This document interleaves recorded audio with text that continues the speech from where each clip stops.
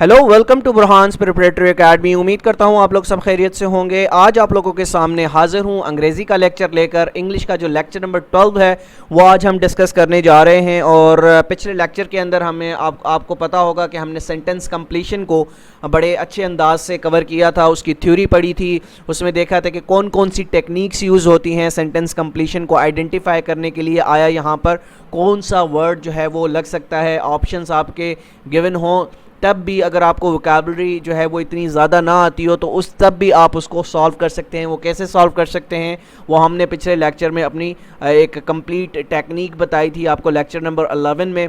तो आज lecture number 12 में हम उसके हवाले से चंद एक इम्पॉर्टेंट MCQs या important real base scenario exams question आप लोगों के सामने रखेंगे ताकि आपको उसका पता लग जाएगा। आज जो एक स्पेशल अनाउंसमेंट करता चलूँ वो ये है कि हमारे आज 3 एकेडमी से पढ़े हुए 3 सब इंस्पेक्टर को FIA की तरफ से अपॉइंटमेंट लेटर मिल चुका है। जिन लोगों ने हमारे यूट्यूब चैनल से तैयारी की थी, best of luck them for the future, ताकि वो जाएंगे अपनी सर्व करेंगे FIA के अंदर और इंशाल्लाह जो है उनको हमारा ये काविश, हमारी ये कोशिश हमेशा याद रहेगी। इसी के साथ साथ एक और अनाउंसमेंट, क्योंकि बहुत ज़्यादा मुझे रिक्वेस्ट आ रही थी कि सर कोई ऐसा प्रोग्राम शुरू करें जो कि हमें जो है वो PDF फाइल से भी पढ़ने का मौका मिले। तो इंशाल्लाह मैंने एक प्रोग्राम जो है वो लॉन्च करना है, इंशाल्लाह कल उसकी अनाउंसमेंट कर दूँगा। वो प्रोग्राम क्या होगा कि उसमें हमने रखा है कि 2 मॉक टेस्ट जो है वो आपसे मंथली लिए जाएंगे, ठीक है। और इसके साथ साथ जो डेली बेसिस पर जिस तरह आज का लेक्चर है इसकी PDF भी आपको प्रोवाइड कर दी जाएगी ऑन व्हाट्सएप। इसके साथ साथ जो तीसरी चीज़ मैंने इसमें की है कि वो पास्ट पेपर्स के हवाले से जो इम्पोर्टेंट क्वेश्चंस पास्ट में आते रहे हैं तो वो डेली बेसिस पर आपको व्हाट्सएप ग्रुप पे इंशाल्लाह प्रोवाइड कर दी जाएंगी। ऑब्वियसली ये एक मंथली प्रोग्राम होगा, ऑब्वियसली इसकी एक मंथली फ़ीस भी मैंने रखी है। तो उसकी फ़ी क्या होगी वो बिल्कुल मुनासिब होगी इंशाल्लाह। वो जैसे ही एक पम्फलेट बन के आएगा तो वो मैं आपके सामने रख दूंगा, उसको आप देखिएगा। अगर आपको लगता है कि आपको वो जो कोर्स है वो ज्वाइन करना चाहिए तो ज्वाइन कीजिएगा, वरना फ्री ऑफ कॉस्ट तो आपको लेक्चर ऑलरेडी यूट्यूब पर मुहैया कर दिए जाते हैं। तो बग़ैर देर किए हम आज चलते हैं अपने लेक्चर की तरफ, जो कि है हमने पढ़ना है सेंटेंस कंप्लीशन क्वेश्चंस के हवाले से, जो कि लास्ट लेक्चर में हमने उसकी थ्योरी पढ़ी थी कि किस तरह से क्वेश्चंस को सॉल्व किया जाता है, क्या ट्रिक्स होती हैं, क्या टेक्निक्स होती हैं जिसके थ्रू हम आइडेंटिफाई कर सकते हैं आया ये क्वेश्चन किस तरह से सॉल्व होगा। देखते हैं। क्वेश्चन को पहले अच्छी तरह आपने पढ़ना है। सबसे मेन चीज़ होती है सेंटेंस कंप्लीशन के अंदर कि आप कितने अच्छे तरीके से उस क्वेश्चन को पढ़ रहे हैं, उस क्वेश्चन को समझने की कोशिश कर रहे हैं। अगर आप सेंटेंस को समझने की कोशिश नहीं करेंगे तो आप ये सेंटेंस कंप्लीशन में बुरी तरह फेल हो जाएंगे, आप इसको सॉल्व नहीं कर सकते। तो क्वेश्चन को पढ़ने की कोशिश कीजिए। It is unthinkable for a prestigious conductor to agree to include dash musicians to his orchestra. Orchestra कहते हैं जहाँ पर बहुत नामवर, बहुत एक्सपीरियंस जो म्यूजिशियंस होते हैं या म्यूजिशियंस वाली जगह होती है। जैसे आप कोक स्टूडियो देख लें कि कोक स्टूडियो के अंदर क्या है, एक पूरा माहौल बना होता है जहाँ पर गिटार्स पड़े होते हैं और म्यूजिशियंस के जो इंस्ट्रूमेंट्स हैं वो पड़े होते हैं। उस चीज़ को हम ऑर्केस्ट्रा बोलते हैं। तो अब ये क्या कह रहे हैं कि it is unthinkable for a prestigious conductor, जो वहाँ पर कंडक्ट करता है, जो म्यूज़िक को जो है वो प्रोड्यूसर आप कह लें, कि उसके लिए एक बड़ा जो है ये अनथिंकेबल है कि वो इस चीज़ के बारे में सोच नहीं सकता, इस बारे में एग्री नहीं कर सकता कि वो उस चीज़ के अंदर ये अब डैश को मालूम करना है कौन से म्यूजिशियंस की बात की जा रही है कि वो उसको अलाउ करे अपने ऑर्केस्ट्रा में। उसके ऑप्शंस आप देख लें, कैपेबल, सीजनड, मीडियोकर या रिकमेंडेड। तो कैपेबल क्या है? कैपेबल तो होता है कि आया वो इसमें तो काबिल है तो वो इसमें जा सकता है। यहाँ पर हम बात कर रहे हैं अनथिंकेबल की। जब अनथिंकेबल की बात करते हैं तो हमने कुछ ऐसा लफ्ज़ ढूंढना है जो कि उसको सूट करे। फिर दूसरा ऑप्शन है सीजन, तीसरा ऑप्शन है मीडियोकर और चौथा ऑप्शन है रिकमेंडेड।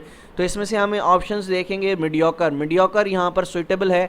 देखें अब इसको यहाँ पर हम रख कर देखते हैं। It is unthinkable for a prestigious conductor to agree to include mediocre musician to his orchestra. यानी अब मीडियोकर की लफ्ज़ की मीनिंग क्या है, इसको एक्सप्लेनेशन के तौर पे मैं आपको समझाऊंगा।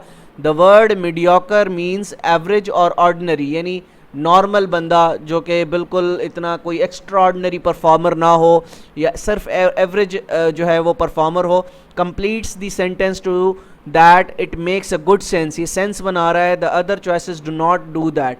ठीक है, सेंस कैसे बना रहा है कि एक प्रेस्टीजियस कंडक्टर है, एक प्रेस्टीजियस प्रोड्यूसर है म्यूजिशियन का, तो वो अपने म्यूजिशियन के उस पूरे कमरे के अंदर जहाँ पर इंस्ट्रूमेंट मौजूद होते हैं, तो वो ऐसे बंदे को वहाँ पर इजाज़त नहीं देगा कि वहाँ पर वो परफॉर्म करे। कौन से बंदे को वो इजाज़त नहीं देगा, ये नहीं, उसके लिए अनथिंकेबल है एवरेज बंदा और ऑर्डिनरी बंदा कि वहाँ पर वो परफॉर्म नहीं कर सकता। आगे हम बढ़ते हैं। दूसरा, इसको आप समझने की कोशिश कीजिएगा। ये मैंने जैसा कि आपको बताया कि जब तक आप सेंटेंस को अच्छी तरह समझेंगे नहीं तो आप इसके ऑप्शंस को जो है वो ग्रास्प नहीं कर पाएंगे, इसको सॉल्व नहीं कर पाएंगे। तो यहाँ पर आप देखिएगा, many buildings with a historic significance are now being dash instead of being torn down. अब ये क्या है, कॉज एंड इफेक्ट का एक जुमला है। कॉज एंड इफेक्ट हमने पिछले लेक्चर में पढ़ाया था कि कॉज एंड इफेक्ट के जब क्वेश्चन सामने आएंगे तो उसको सॉल्व कैसे करना है। फिर से क्वेश्चन पढ़ लीजिए, many building with historic significance are now being dash instead of being torn down. अब हम देख लेते हैं ऑप्शंस क्या हैं, बिल्ट, रिपेयर्ड, डिस्ट्रॉयड या प्रेज्ड। अब यहाँ पर क्या है, जो हिस्टोरिक सिग्निफिकेंस हैं वो क्या की जा रही हैं, इंस्टेड ऑफ। जब अब इंस्टेड ऑफ की बात कर रहे हैं तो यहाँ पर ये क्या हो गया, अपोजिट यूज़ हो रहा है ना। यहाँ पर हमने कोई चीज़ देखेंगे इसके अपोजिट क्या चीज़ है। ठीक है, इंस्टेड ऑफ बीइंग टॉर्न का जो अपोजिट होगा, इनमें से आप देख लें वो कौन सा अपोजिट होगा इसका, बिल्ट, रिपेयर्ड, डिस्ट्रॉयड या प्रेज्ड। तो ऑब्वियसली इसका जो एंटोनियम होगा या अपोजिट होगा वो रिपेयर्ड होगा। अब रिपेयर्ड को हम इस पूरे यहाँ पर रख कर देखते हैं और देखते हैं ये सेंटेंस का सेंस बन रहा है या नहीं बन रहा। Many buildings with historic significance are now being repaired instead of being torn down. Torn down का मतलब होता है गिरा देना, तबाह कर देना, ख़त्म कर देना। तो इंस्टेड ऑफ की जब आ गया तो हमें पता लग गया कि यहाँ पर उसके ज़िद की बात हो रही है कि जो हिस्टोरिक बिल्डिंग है उसको रिपेयर किया जा रहा है instead of being torn down. Explanation देख लें, the word instead of constitute N opposite indicator. The words give us a good clue that we should fill the blank with antonium opposite. तो हमें ये बिल्कुल वाज़े तौर पर ये बता रहा है इंस्टेड ऑफ वर्ड कि हमने इसके अपोजिटली यहाँ पर जो ऑप्शंस में मौजूद होगा उसके थ्रू इस पूरे सेंटेंस कंप्लीशन को परफॉर्म करना है। आगे हम बढ़ते हैं। इसको अब अगेन तुम आप इसको पढ़ने की कोशिश कीजिएगा। Just as the person who is kind brings happiness to others. एक बंदा जो कि काइंड है और लोगों की ज़िंदगी में खुशियाँ लाता है, so does he bring dash to himself. तो वो अपने लिए क्या लाता है, तो हमें देखेंगे कि आया जब वो अब बात कर रहा है कि जब वो काइंडनेस फैलाता है तो लोगों के लिए खुशियाँ फैलाता है। ठीक है, एक बहुत काइंड बंदा है तो kind brings happiness to others, यानी दूसरों को खुश करता है। So does he bring to himself, यानी वो अपने लिए क्या करता है। ऑप्शंस हमने देखने होंगे, विजडम नहीं, ऑप्शन बैठ ही नहीं रहा। अब ये बनता है so does he bring to wisdom himself, नहीं, इससे कोई ताल्लुक नहीं है विजडम का। गाइडेंस, नो, कोई ताल्लुक नहीं। सेटिस्फेक्शन या स्टिंजिनेस, ठीक है। तो हम यहाँ क्या करते हैं, जब वो दूसरों को खुशियाँ प्रोवाइड करता है, वो इतना काइंड है, जब वो दूसरों को खुशियाँ प्रोवाइड करता है, so does he bring to dash himself, तो उसको सेटिस्फेक्शन हासिल होती है। क्या हासिल होती है, उसको सेटिस्फेक्शन हासिल होती है। तो इस तरह से आप जुमलों को कंप्लीट करेंगे। आगे हम बढ़ते हैं। You must look for a word that balances with happiness. तो इसका ये एक्सप्लेनेशन है कि आपने वो वर्ड देखना होगा जो बैलेंस करेगा हैप्पीनेस के साथ। हैप्पीनेस को बैलेंस कौन सी चीज़ करती है, सेटिस्फेक्शन करती है ना। जब आप खुश होते हैं तो आपको कोई ना कोई क्या चीज़ परफॉर्म हो रही होती है साथ में, शायद आप किसी चीज़ से सेटिस्फेक्शन हासिल कर रहे होते हैं। ठीक है, जब आप किसी चीज़ से सेटिस्फेक्शन हासिल कर रहे होते हैं तो आप क्या हो जाते हैं, आप हैप्पी हो जाते हैं। ठीक है, यह आपकी ज़िंदगी का उसूल है कि जब आप सेटिस्फेक्शन जब आप फील करते हैं तो आप हैप्पी फील करते हैं, जब हैप्पी फील करते हैं तो आप सेटिस्फेक्शन फील करते हैं। तो इन चीज़ों को आप थोड़ा सा देखा करें, ये ऑटोमेटिकली आपके क्वेश्चन सॉल्व हो जाएंगे। नेक्स्ट क्वेश्चन है, because his time was limited, उसका टाइम लिमिटेड था क्योंकि Ali decided to read the dash novel, Ali ने डिसाइड किया कि वो ये नावल पढ़ेगा। कौन सा नावल पढ़ेगा, हम ऑप्शंस में देखेंगे, War and piece in dash edition. ठीक है, तो अली के पास टाइम जो था वो लिमिटेड था। Ali decided to read the dash novel war and piece in dash edition. अब क्या थे options, word and unedited, lengthy and unabridged, famous, a modern, romantic and autographed. अब जब उसके पास टाइम लिमिटेड है तो अली क्या चीज़ पढ़ेगा, Ali is decided to read the lengthy novel, ठीक है, लेंथी नॉवल पढ़ेगा, War and piece in dash edition. अब एडिशन की जब हम बात करते हैं तो अनब्रिज्ड एडिशन की बात जब हम कर रहे हैं तो अनब्रिज्ड एडिशन कहते हैं या अनब्रिज्ड वर्ड उसको कहते हैं जिसमें आपकी जो कोई भी कहानी हो, कोई भी बुक है, उसको समरी के तौर पर शॉर्टेंड किया जाए, ठीक है, जिसको शॉर्टेंड किया जाए या छोटा किया जाए उसको हम क्या कहते हैं, अनब्रिज्ड, ठीक है। तो अब क्या किया उसने, तो इसका टाइम लिमिटेड था, Ali decided to read the lengthy novel, उसने लेंथी नॉवल को चूज़ किया, वॉर एंड पीस, लेकिन उसका एडिशन कौन सा होगा, अनब्रिज्ड होगा, कि वो शॉर्टन यानी उसमें समरी के तौर पर चीज़ों को छोटा करके बयान किया होगा, ठीक है, अंडरस्टूड। आगे हम चलते हैं, in giving a speech the speaker's goal is to communicate ideas clearly.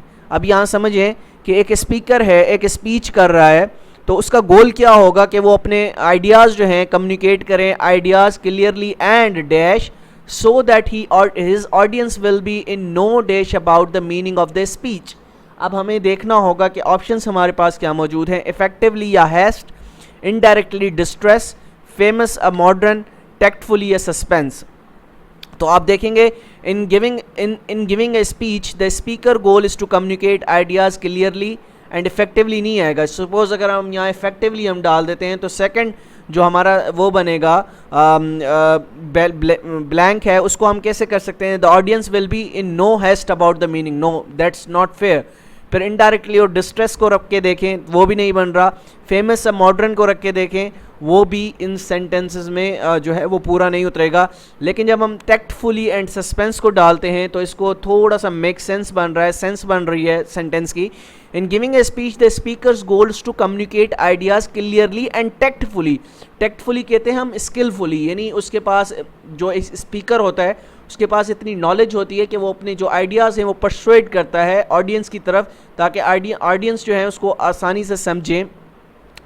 अब क्या है, so that the audience will be in no suspense, यानी ऑडियंस के अंदर कोई सस्पेंस नहीं होना चाहिए about the meaning of the speech, यानी जो स्पीच की जा रही है उसके हवाले से ऑडियंस के दिमाग में, वहमो गुमान में कोई सस्पेंस या कोई ऐसी चीज़ वहाँ पर नहीं होनी चाहिए, ठीक है। तो इस तरह से हम जब सेंटेंस को देखेंगे, सेंटेंस को पढ़ेंगे डीपली, तो होपफुली जब हमें 10 से 15 सेंटेंस कंप्लीशन हमें क्वेश्चन पेपर में दिए जाएंगे तो हम उसे बआसानी सॉल्व कर सकते हैं।